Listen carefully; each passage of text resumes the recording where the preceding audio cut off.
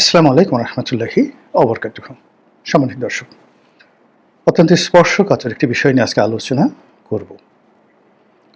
আপনারা জানেন যে আমাদের সামাজিক মাধ্যম এবং মূলধারার গণমাধ্যম ইতিমধ্যে একটা খবর বেশ গুরুত্ব সহকারে প্রচার করেছে। অনেকে প্রোপাগান্ডা চালাচ্ছেন, যার জিস্ট বা সারাংশ হলো আওয়ামী লীগ ক্ষমতা দখলের জন্য বাংলাদেশে একটি সশস্ত্র বিপ্লব, একটি পাল্টা অভ্যুত্থান। এখানে দুটো বিষয় পরে আলোচনা করব। একটা হলো সশস্ত্র যুদ্ধ, সশস্ত্র বিপ্লব, একটি পাল্টা অভ্যুত্থানের মাধ্যমে পুনরায় ক্ষমতা দখল করা, ক্ষমতা ফিরে পাওয়া, হোয়াট এভার মেবি, বা বাংলাদেশে যে রাজনীতি, ক্ষমতার রাজনীতি, সেই ক্ষমতার রাজনীতিতে তাদের কর্তৃত্ব প্রতিষ্ঠা করার জন্য তৎপরতা শুরু করেছে। মজলুম সাংবাদিক মাহমুদুর রহমান, তাকে মজলুম বলা হয়, এবং আওয়ামী লীগ জমানাতে সবচেয়ে বেশি সাংবাদিকদের মধ্যে যিনি নিগৃহীত হয়েছেন, এবং সেই শত নিগ্রহের মধ্যেও তিনি তার যে আওয়ামী বিরোধিতা এবং তার যে জিহাদে কুল্লিয়া সরকারের বিরুদ্ধে, এটা তিনি সাহসিকতার সঙ্গে তিনি সবসময় করেছেন। এবং একটা সময় তিনি কৌশলগত কারণে বাংলাদেশ থেকে তুরস্কে চলে গিয়েছিলেন বা মালয়েশিয়াতে চলে গিয়েছিলেন।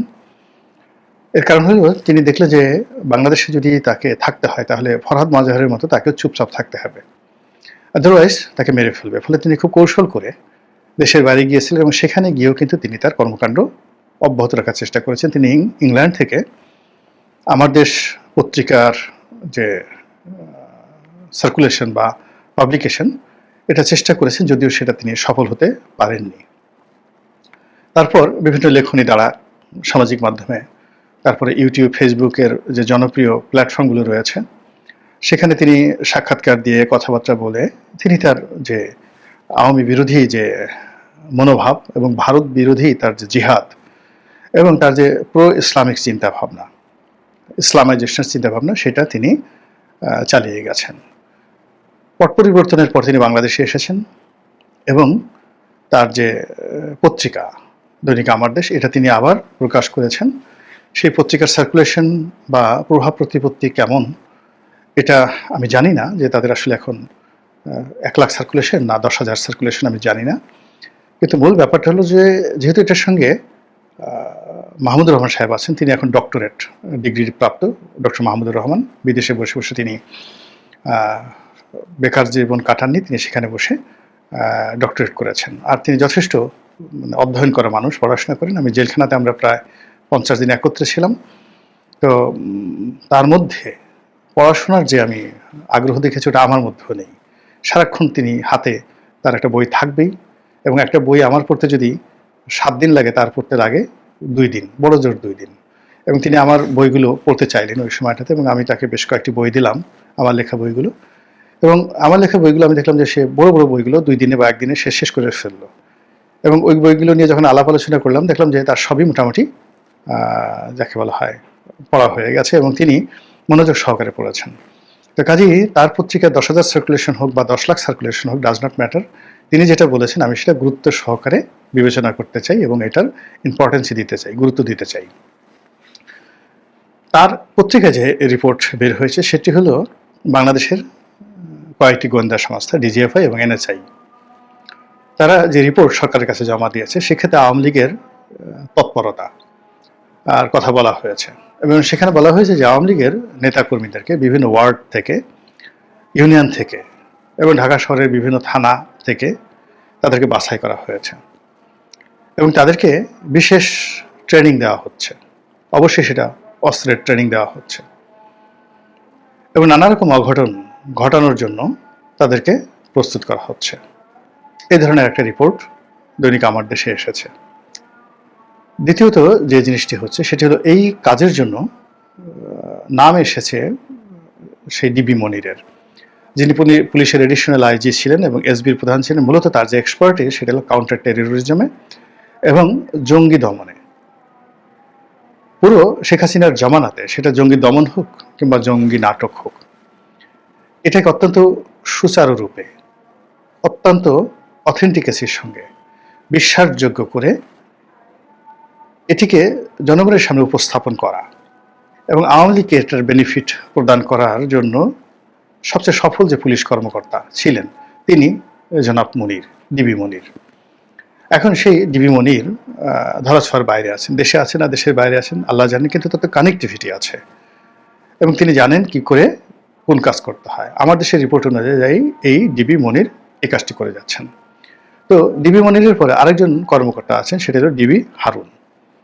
তো ডিবি হারুন ডিআইজি পর্যন্ত হয়েছিলেন, এডিশনাল আইজি হননি। তিনি সর্বশেষ এই যে ডিবির প্রধান রূপে, মহানগর ডিবির প্রধান রূপে তিনি দায়িত্ব পালন করেছেন এবং তার সে বিখ্যাত ভাতের হোটেল, এবং সেই হোটেলে তিনি এই যে এখন যারা কুশীলব, জুলাই আগস্ট বিপ্লবের যারা কুশীলব ছাত্র নেতাদেরকে তিনি সেখানে গ্রেপ্তার করে নিয়ে গিয়েছিলেন, তাদেরকে সেখানে জামাই আদরে তিনি রেখেছিলেন।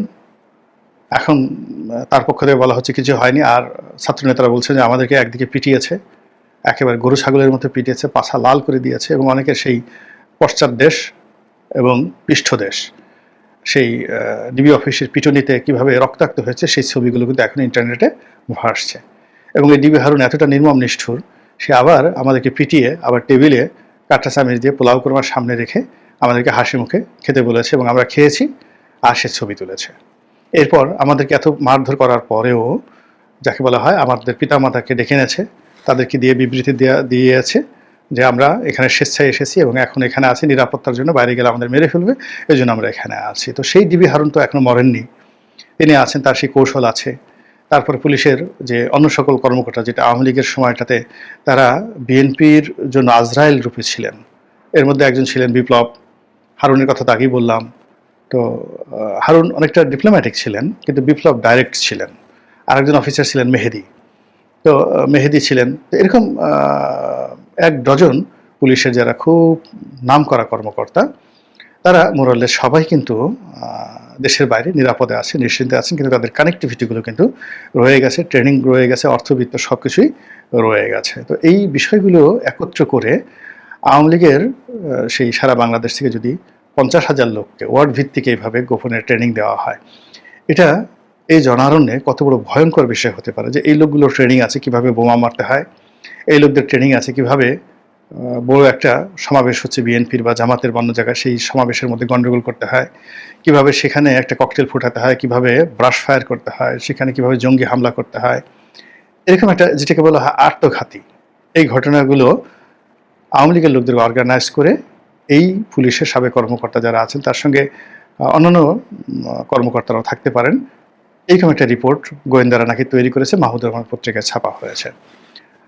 এবং এটা সরকারের মধ্যে যথেষ্ট অস্থিরতা তৈরি করেছে, চঞ্চলতা তৈরি করেছে, আতঙ্ক তৈরি করেছে, এবং জনগণ আতঙ্কগ্রস্ত হয়ে পড়েছে। এর কারণ হলো আমরা সেই সিঁদুর মেঘ দেখে ভয় পাওয়া মানুষ। আমাদের এই জাতীয় জীবনে একটি মাস ভালো যায় না, কালবৈশাখী শেষ হতে না হতেই আকাশে মেঘের ঘন ঘটা, সেই প্রবল বর্ষণে বন্যার পরে শুরু হয় মঙ্গা, ফসল হানি হয়, এরপর অভাব অভিযোগ।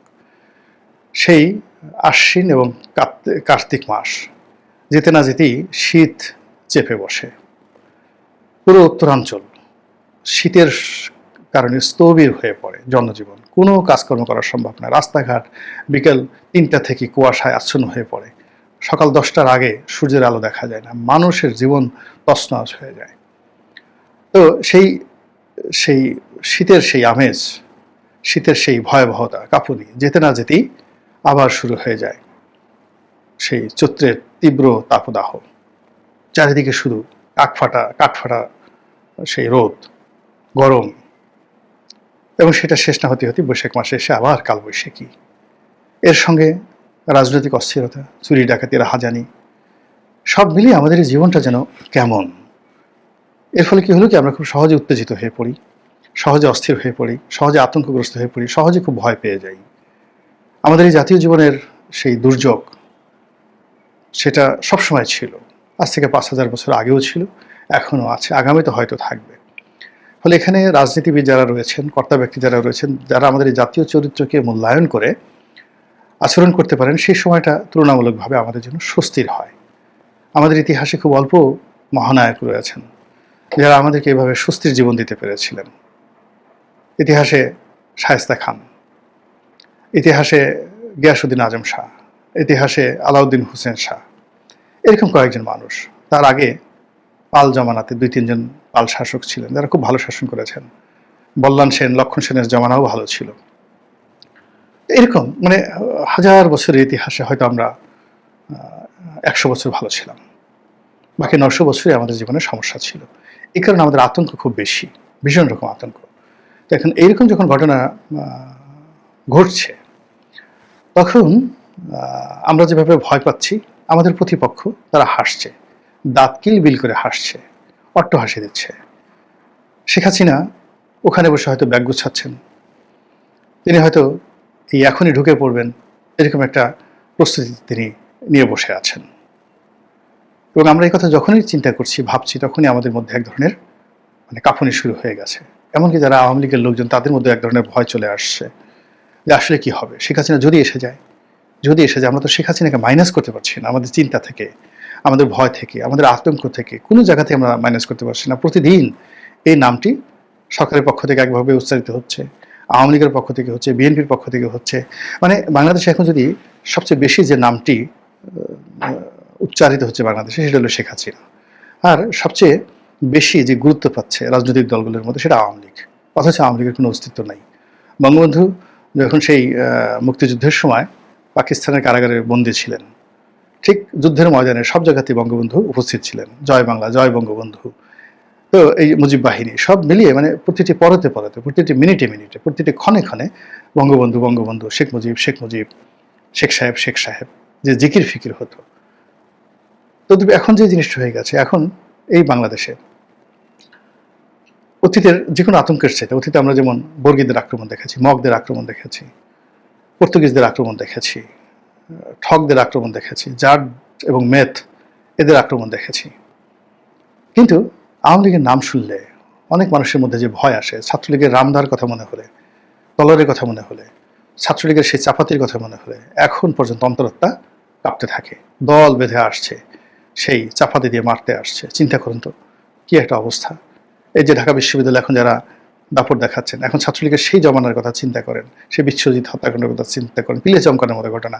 সেই ঘটনা আবার ফিরে আসার কথা বলা হচ্ছে, গোয়েন্দা রিপোর্ট দেওয়া হচ্ছে, তারা প্রস্তুতি নিচ্ছে, তারা ট্রেনিং নিচ্ছে, কিভাবে চাপাতি চালাতে হয়, কিভাবে পিস্তল চালাতে হয়, কিভাবে অস্ত্র চালাতে হয়। এগুলো শুনলেই তো মনের মধ্যে এক ধরনের আতঙ্ক চলে আসে। এবং এটা আমরা যেভাবে আতঙ্কগ্রস্ত হচ্ছি, বিএনপির লোকজন কি হচ্ছে জানি না, তবে আওয়ামী লীগের লোকজন যে উল্লসিত হচ্ছে তার প্রমাণ হলো, আপনারা হঠাৎ করে দেখবেন যে পাদপীঠে আওয়ামী লীগের অনেক শীর্ষ নেতা লাইভ ভিডিওতে চলে আসছে, যারা ইতিপূর্বে কথাবার্তা বলতেন না। এখন আওয়ামী লীগের অন্তত পক্ষে 1 ডজনেরও বেশি মানুষ প্রকাশ্যে কথা বলছেন।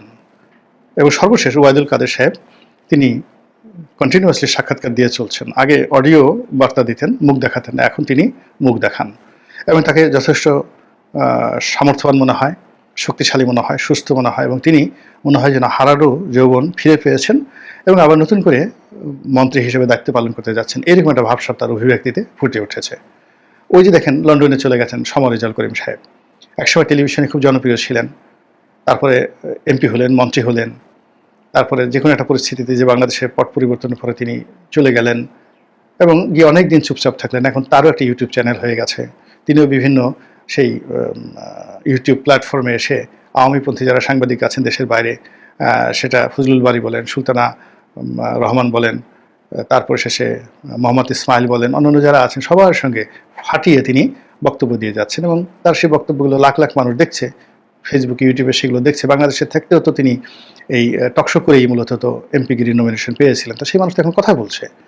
তারপরে শেষে অনেকেই কথা বলছেন, মহিবুল হাসান চৌধুরী কথা বলছেন, তারপরে আব্দুর রহমান সাহেব কথা বলছেন, জাহাঙ্গীর কবির নানক কথা বলছেন। মানে যেই মানুষগুলো কথা বলতেন না, এখন তারা সবাই মোরাললেস কথা বলা শুরু করেছেন এবং এই কথা জ্যামিতিক হারে বাড়তে থাকবে, জ্যামিতিক হারে এই কথাগুলো বাড়তে থাকবে। আর আগের সেই আরিফ জেকটিক, তারপরে শেষে যাকে বলা হয় নিঝুম মজুমদার, তারা তো আসেনি।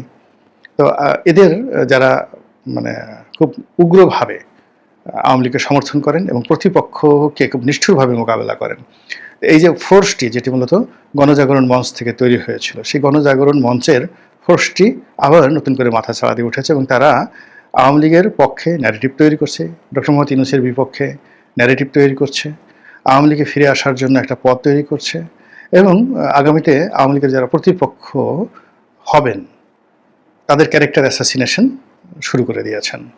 বিএনপির আসল চরিত্র কী, জামাতের আসল চরিত্র কী, এই 11 মাসে তারা কী কী করেছেন, ডক্টর মোহাম্মদ ইউনূসের আসল চরিত্র কী, এখন তারা বলার চেষ্টা করেছেন সারা বাংলাদেশে আমরা কেউ যেটা বুঝতে পারিনি এটা শেখ হাসিনা বুঝেছেন। এবং শেখ হাসিনা যে কত সঠিক ছিলেন, 2009 সনে তিনি ডক্টর ইউনূসকে নিয়ে যে কথা বলেছেন সারা বাংলাদেশ তার বিরোধিতা করেছে, কিন্তু এখন বুঝুন ঠেলাটা, এখন বুঝুন ঠেলাটা। তো এই যে ন্যারেটিভগুলো তারা তৈরি করছেন এর বিরুদ্ধে, এর বিপক্ষে সম্মিলিতভাবে বিএনপি কিছু করতে পারছে না, জামাত কিছু করতে পারছে না, আওয়ামী লীগ কিছু মানে ডক্টর মোহাম্মদ ইউনূস কিছু করতে পারছে না, কিন্তু আওয়ামী লীগের যে বিরুদ্ধ পক্ষগুলো তারা কিন্তু নিজেরা দ্বন্দ্ব সংঘাত করছে। এখন আওয়ামী লীগ একেবারে এক দফা গোল করে যাচ্ছে, ডাইরেক্ট গোল করে যাচ্ছে, আর অন্যদিকে যারা মানে যাকে বলা হয় আওয়ামী বিরোধী শক্তি রয়েছে তারা তাদের নিজেদের মধ্যে অন্তর্দ্বন্দ্ব হয়ে তারা নিজেদের গোল পোস্টে মানে নিজেদের দিকে নিজেরা গোল করার জন্য তারা যাকে বলা হয় সর্বশক্তি নিয়োগ করছে। ধরুন একটা ফুটবল মাঠ, একদিকে আওয়ামী লীগের 11টা প্লেয়ার, অন্যদিকে Jamaat, BNP, NCP, doctor Mohammad Yunus তাদের 11টা প্লেয়ার খেলছে পুরোদমে। এখন আওয়ামী লীগ দেখলো যে আওয়ামী লীগের দিকে গোল করবে সমস্ত দলগুলো 11টা প্লেয়ার, তা না করে সেই 11টা প্লেয়ার তারা নিজেদের দিকে গোল করছে। আর এই সুযোগে আওয়ামী লীগের যারা লোকজন রয়েছেন তারা পাইকারি হারে গোল করে যাচ্ছেন এই তাদের প্রতিপক্ষের বিরুদ্ধে। ফলে এখানে আওয়ামী লীগের গোল প্লাস ওদের যে নিজেদের আত্মঘাতী গোল, এই আত্মঘাতী গোলে মানে এখন ওই পক্ষে যারা গোলকিপার আছেন তাদের তো চোখ কান সব ভোটা হয়ে গেছে, গোল পোস্ট ভরে গেছে গোলে। এবং এই গোলের কারণে সারা বাংলাদেশে যে গোলমালে একটা পরিস্থিতি তৈরি হয়েছে, যে অস্থিরতা তৈরি হয়েছে, যা কিনা এই মুহূর্তে বাংলাদেশের সব কিছু স্থবির করে দিয়েছে। মহান আল্লাহ আমাদের সবাইকে হেদায়েত দান করুন এবং হেফাজত করুন। আসসালামু আলাইকুম ওয়া রাহমাতুল্লাহি ওয়া বারাকাতুহু।